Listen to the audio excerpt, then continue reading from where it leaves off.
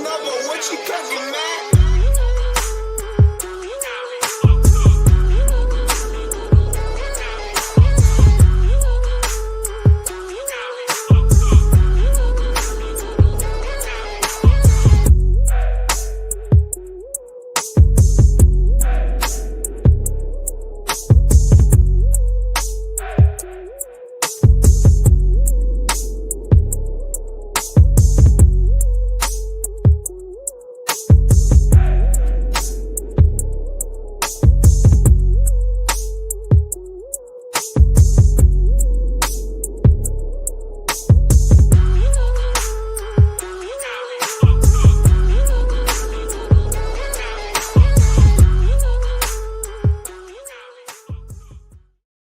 What's up, fellas? Welcome. Good morning. It's time for Iron Minds. What's up, Michael Lombard? Out of the dark in Austin, Texas. Nick Klingensmith. Good morning, sir. What's going on? I know it's a far cry from in the 60s, I want to say, right now in the morning. I mean, we've been having, somebody brought some good weather this way. I mean, it was like 80 degrees on Sunday. We're vibing. I know, dude. I love it, dude. We had a high of 72 yesterday here in St. Louis. It's a nice early spring day, just teasing us. Mother Nature teasing us a little bit with the nice weather. The groundhog got you. The groundhog is fooling you. It is, totally. So look at Nick just showing off the medals. Look at that. Just the background is sweet. I hope we actually get to see Nick, because right now we're just staring at his medals. Dude, hey, this is here he comes. Here we go. Now we got him. Look, we're gonna swap out. We're gonna swap out. Look at this. There he is. Now we got him. There it is. Look at that. Nick, good to see you, my friend. How are you this morning? You're muted. Unmute yourself, my friend. Bam. I am moderately disorganized, but I'm outstanding and happy to be here. Hey, and welcome to Nick Klingensmith Instagram following. Welcome to the show. First time getting to have the Klingensmith Instagram folks with us today. You know, after the TikTok scare of 2025, I realized that I need to. Oh, and he's gone. And he's back. Nick, what were you saying after the TikTok scare of 2025? After the TikTok, scare of 2025, I realized that I need to build up my other platforms, and Instagram is going to be the one getting the love. Nice. Yep, you got to do it for the gram. What's up, everybody? Good morning out there. Hope y'all are doing well. All right, listen, hey, it's February now. Can you believe January? Gone. Month down. We're into February now. And by the way, Lombard looking good. I like the mustache and the shave there. It looks sharp, my friend. Oh, yeah. Nice clean cut. Hey, listen, now the year really kicks into high gear, we can say that Christmas is officially over. New Year's is officially over. We took down our Christmas lights finally this weekend. So, it's official. It's over. We're on the year.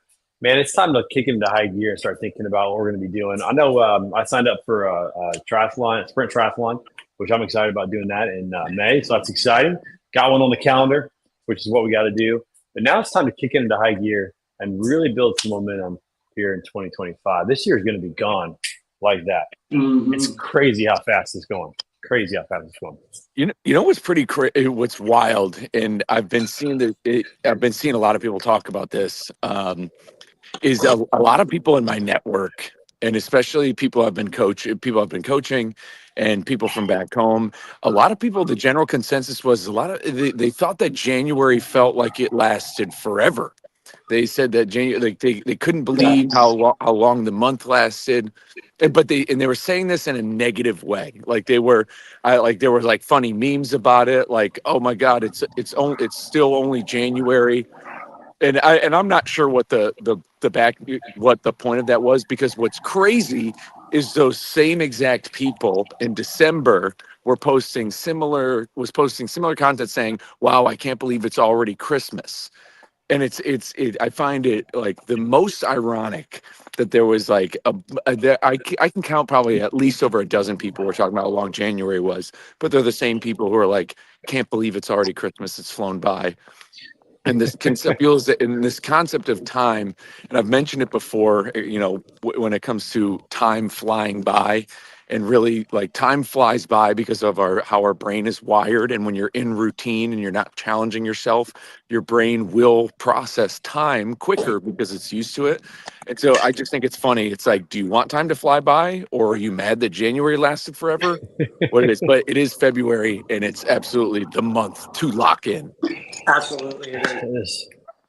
It is a month to lock in, and it's exciting, man. Like, I think that January went so long just because we had a new Congress, a new president, a bunch of stuff going on, changes going on with what's happening in the world economically, all that kind of stuff. Probably people adapting to it, or getting used to it. The headlines every day, that kind of stuff.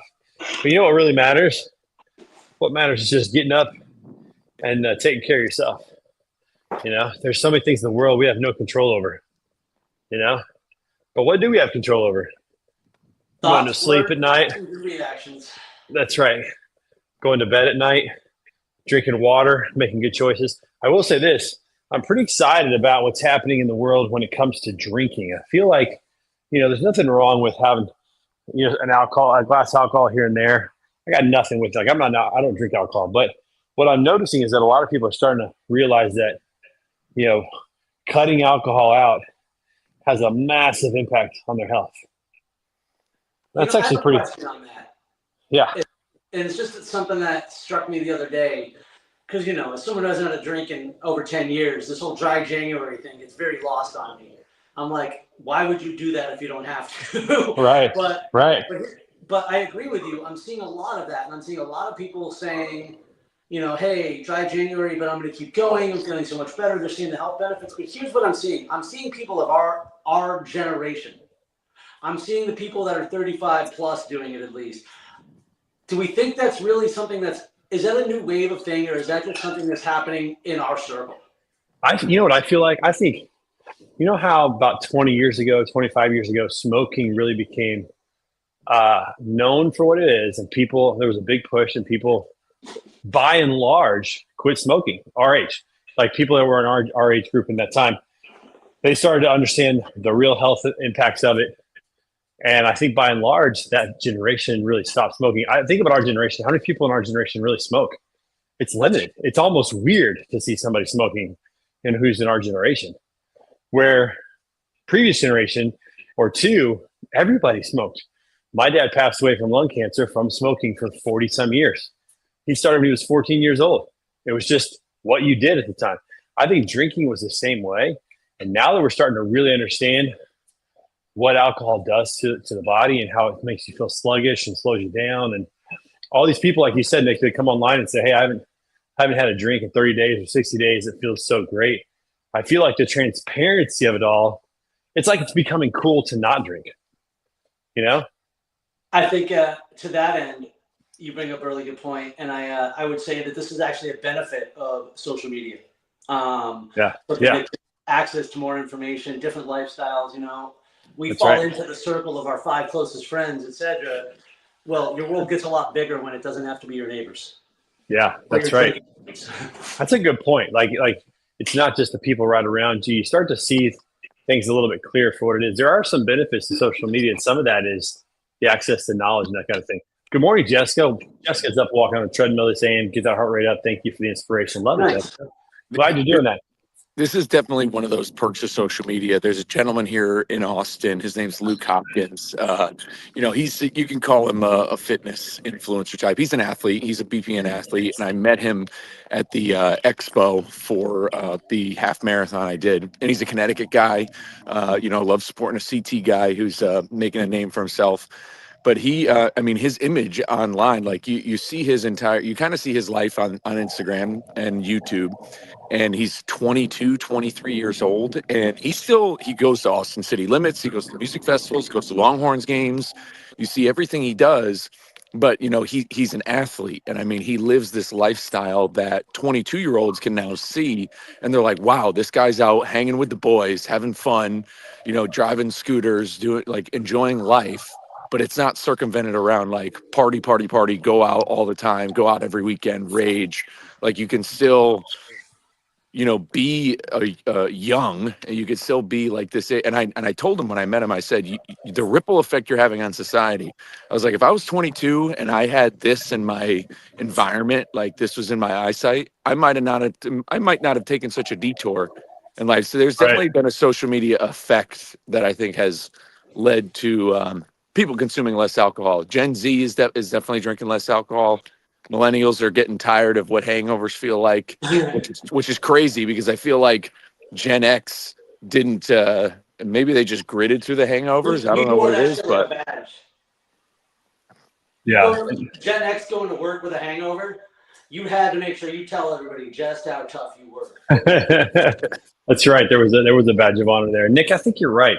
Having this expanded network of people in our lives, like, let's just take this for example. If we didn't have this show, if we didn't have, this streaming platform or some social media, I wouldn't be hanging out with you guys right now. Like, and it's no offense, but we wouldn't be hanging out. I might hang out with the people in my neighborhood or maybe the people in our city. And that was your world. That was it. That's all you saw. And if that was healthy, then you were part of some healthy stuff. And if it wasn't, you probably kind of got roped into doing what people were doing. But now we start to see that, hey, there's people that are up. Jessica's up. She's walking. Jessica's got a following. She's got people in her network that are going to see, oh, Jessica was up walking today. They're going to see this comment on LinkedIn. They're going to go, oh, wow, Jessica was up walking today. Maybe I should get up and do some walking too. And it's like that positive peer pressure. It's almost like I remind myself of the Indy 500 because I went to the Indy 500 in 1988 when I was 10 years old. My dad took me. That place was a party. There was no social media. People were doing unexplainable things, like crazy stuff that a 10-year-old should never see. But now, if you go to the Indy 500, because of social media, it's like it's cleaned it up because they don't want to see people walking down the street with their tops off, ladies with their tops off, and cars being turned over, and all this partying. They don't want that to be their image on social media. It's cleaned up the whole thing. It's now a family event, the Indy 500. Now they still have a snake pit. Don't get me wrong, but that's in a secluded area.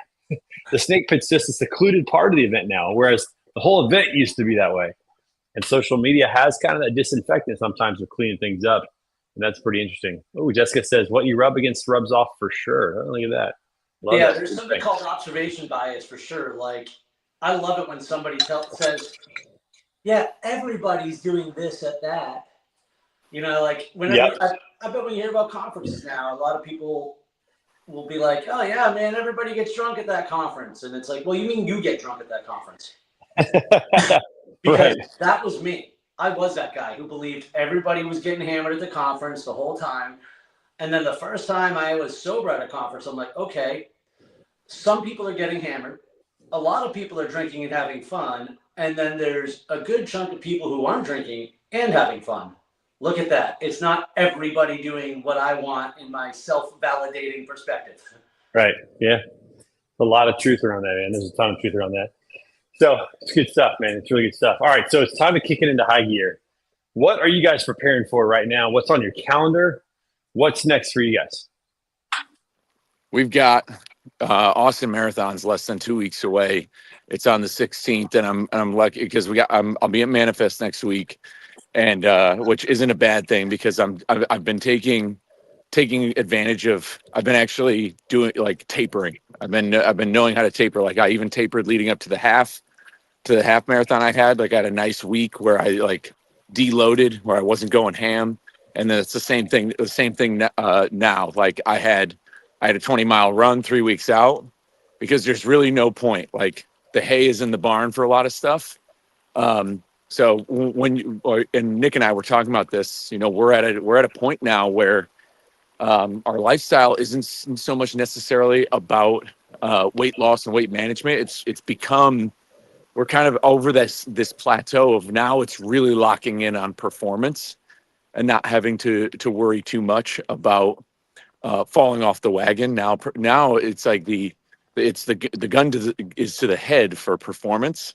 So Austin Marathon's in 2 weeks, and then I'm 81 days from Ironman Texas. Nice. Dude, that's awesome. How about you, Nick? What do you got on the horizon coming up? I actually, it's funny, Michael and I were talking the other day, or I sent him a text a week or so ago where I said, I think my new fitness goal is to increase my always ready status.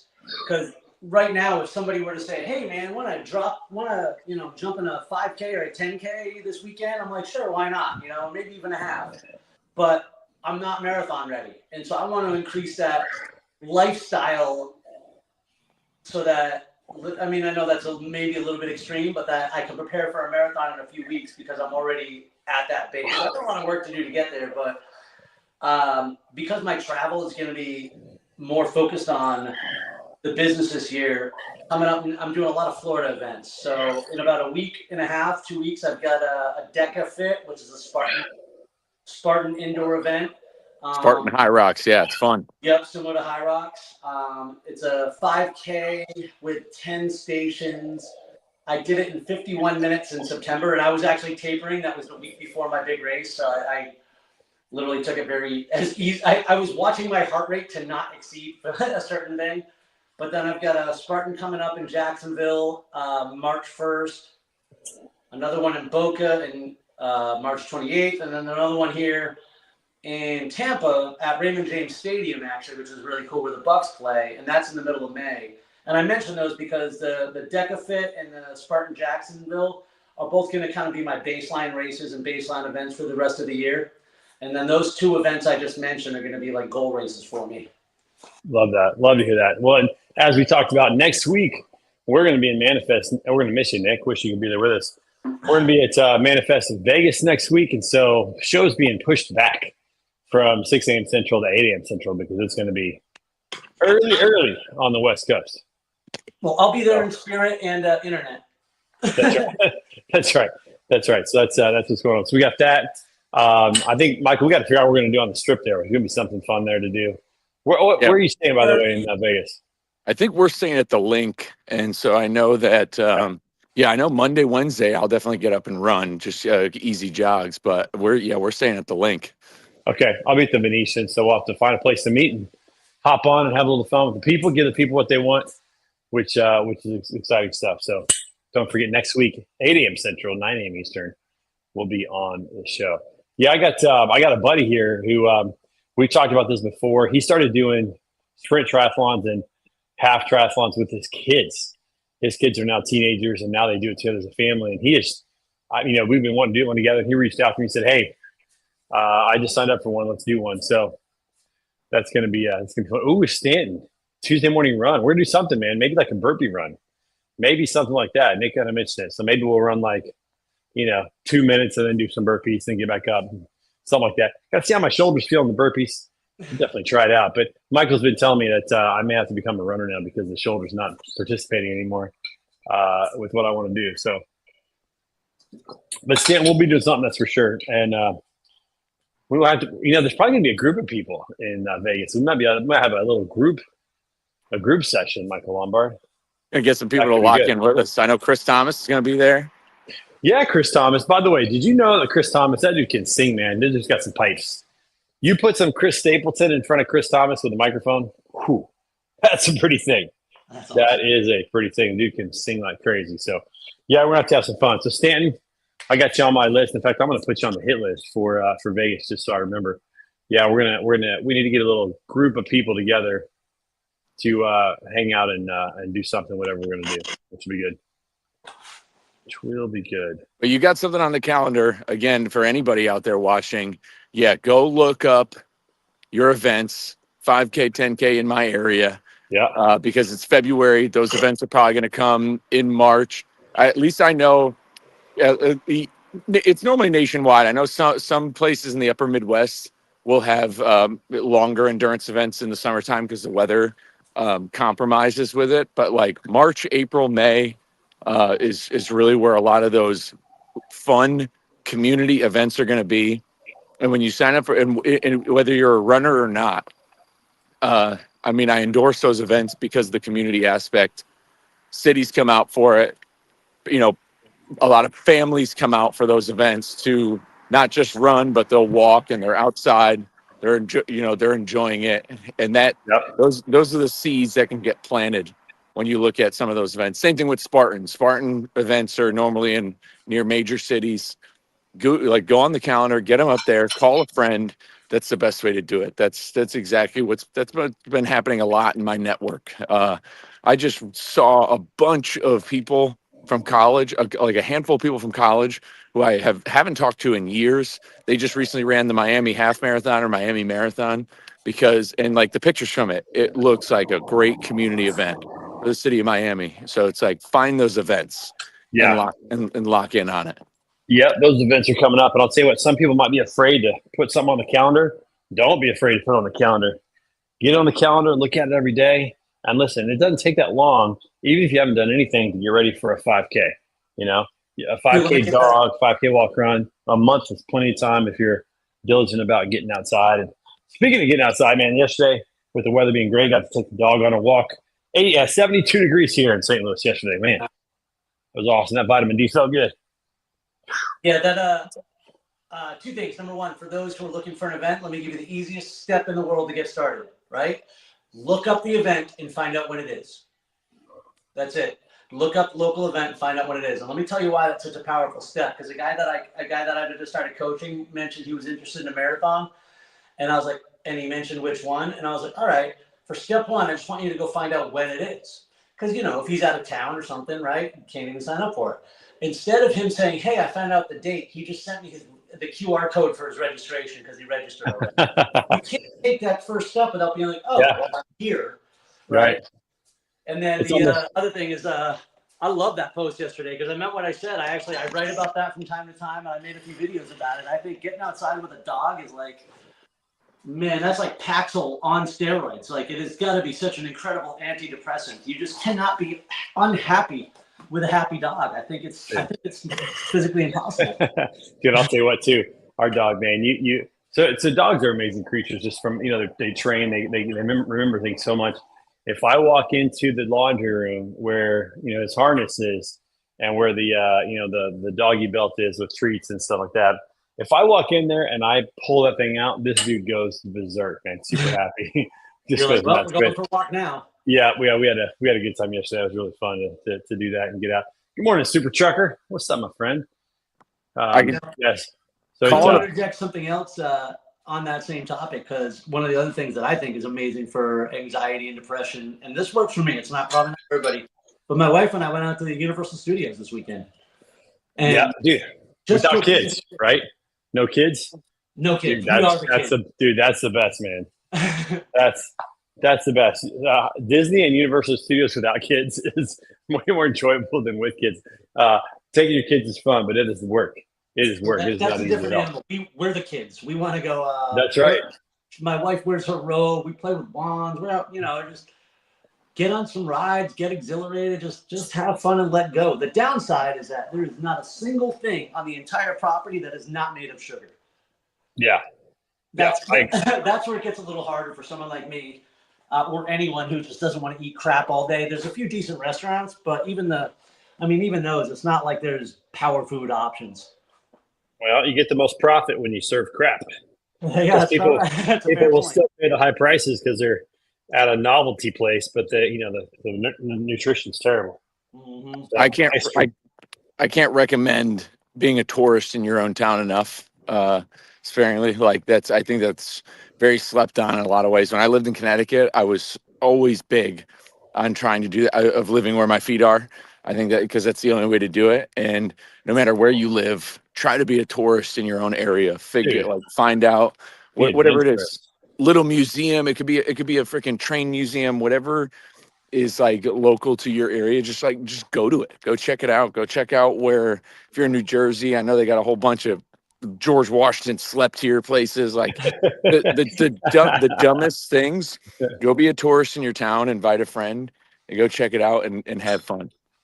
Dude, I'll tell you what, when we moved to Oregon, we became very adventurous because we wanted to see everything in Oregon. We didn't know how long we were going to live there. And we every weekend we're like, let's take a little trip to a small town. Let's go. Let's try this restaurant. Let's go to this antique shop. Let's go to the beach. Let's go camping. Let's go to this waterfall, whatever. We did that all the time. And then I remember we were out there and we're like, why didn't we do this when we were in St. Louis? St. Louis has stuff.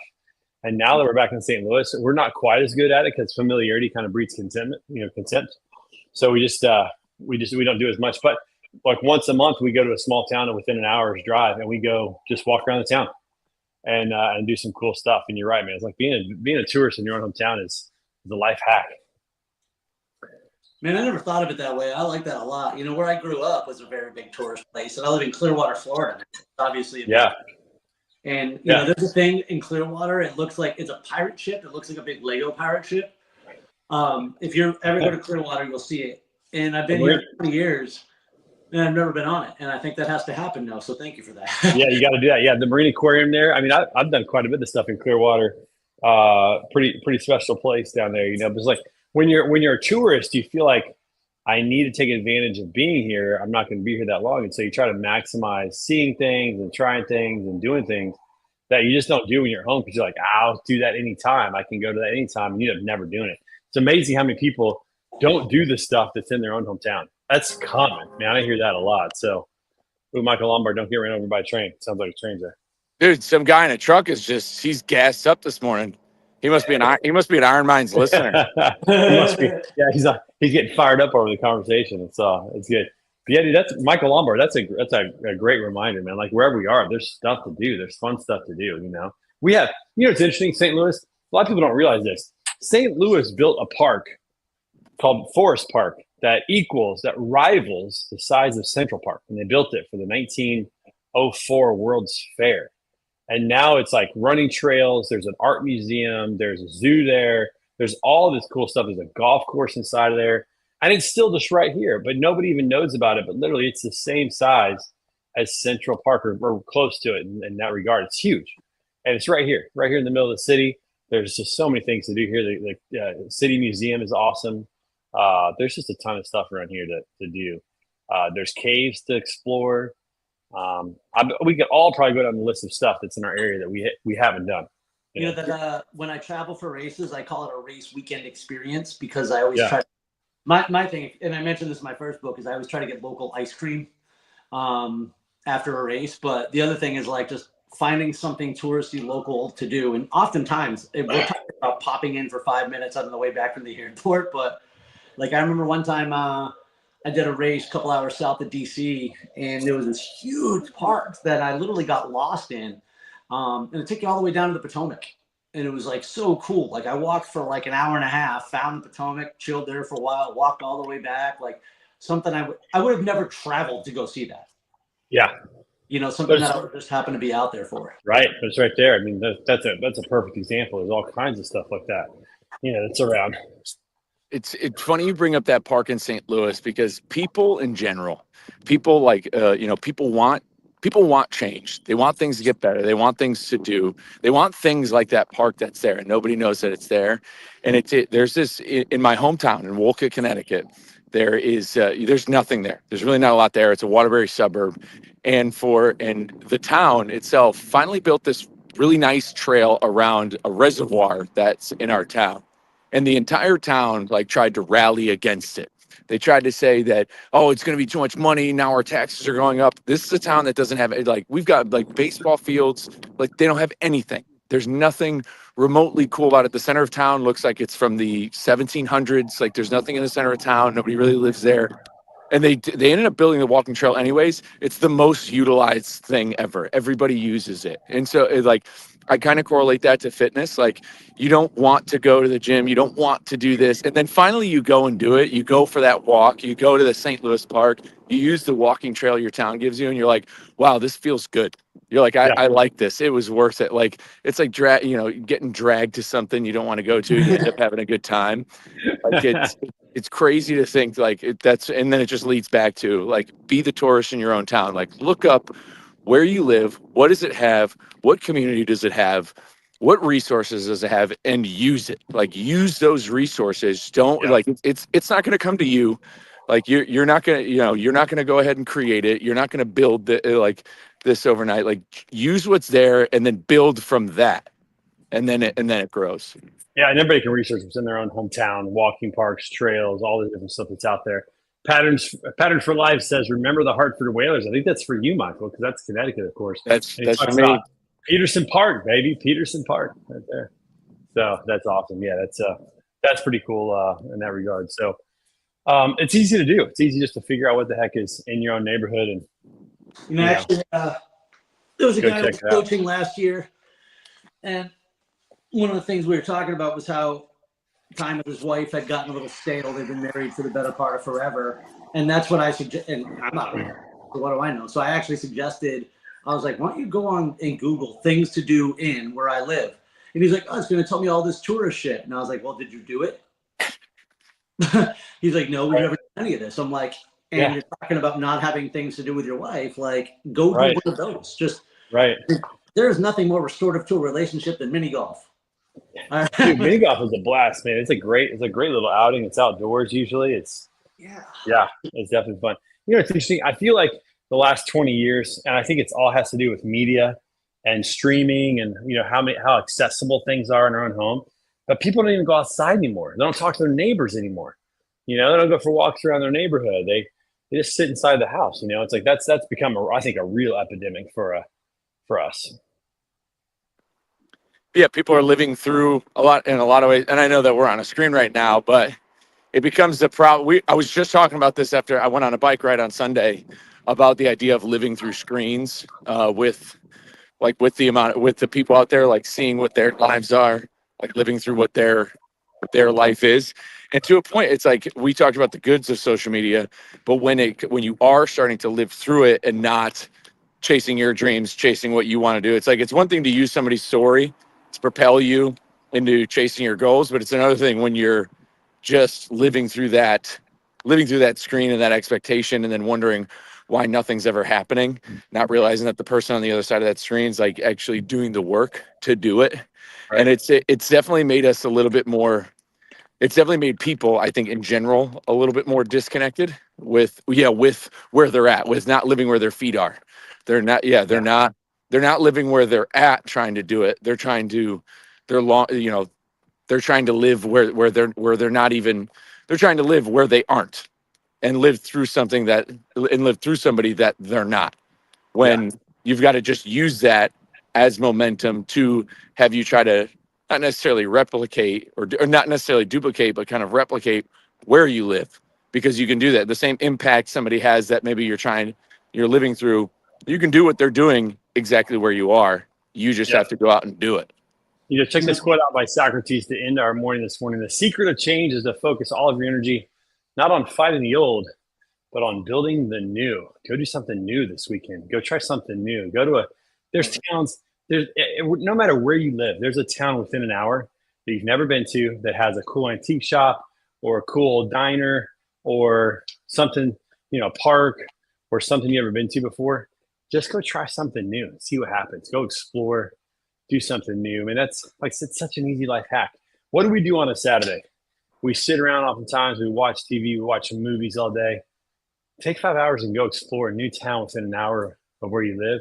Have a meal there. That can change everything. It's such a wonderful perspective to do. So easy to do. Just requires a little intentionality, boys. That's what it requires. All right, Phyllis. Listen, our time is up. Michael Lombard, I'm going to see you in person next week, man. I'm stoked for that. And Nick, it's not too long, my friend. We're going to see you in Indianapolis. By the way, if you want to hire Nick, make sure you go to stridemotivation.com, and he's available for hire, folks, for speaking. You can hear all the wisdom and motivation that this guy spews left and right, not only out of his mouth, but out of just his life, and get you in there. I'm excited for you to be on the main stage at Broker Carrier 7, man. It's going to be an incredible event, and you're going to be a big part of that, so it's exciting. You're going to be on the road to the summit this week on Thursday. I got to get you information about that. That's going to be fun. A lot of good stuff going on. Remember, folks, most importantly, find your tribe. As iron sharpens iron, so one person sharpens another. Find your tribe. Get in the game. Stop watching everybody else play the game. Get in the game yourself. Any final words, my friends? Last thing quick. I mean, before I get out there, finding your tribe. This weekend, last week we talked about going outside and playing with your friends. And we talked about, like, being an adult, it's harder to find friends. It's a very common thing people talk about. And a lot of that has to do with when it comes to friendships, when you're older, it relies on money, status, sometimes views, like political views or views on certain things. And so there's always this stigma. I don't know if the word is stigma, but there's this predisposition we have of who we're going to hang out with and then why we're going to hang out. Whereas as children, when you hang out with kids, the goal is just going outside and having fun. There is no who that person is, what their, money status there isn't. It's the innocence of it. The innocence of being a child going outside and playing is what gets lost when we get older. And that's what the community has been here in Austin with endorphins and with going on, these group bike rides, is that there is. That's why kids can make given to best this friends, and it idea. just doesn't even matter. It's just so easy for them to do that. All right, listen, I've lost my audio, so it's time for us to close this thing out. I'm not sure why, but I can't hear you guys, but hopefully you can hear me all right. I can hear you. But with that said, hey, listen, go find your tribe, go find your people, go explore, be a tourist in your own town, and we'll see you next week. Remember, 8 a.m. Central, 9 a.m. Eastern time. Next week, join us. We'll see you guys on the flip-flop. Peace out, everybody. Let's go.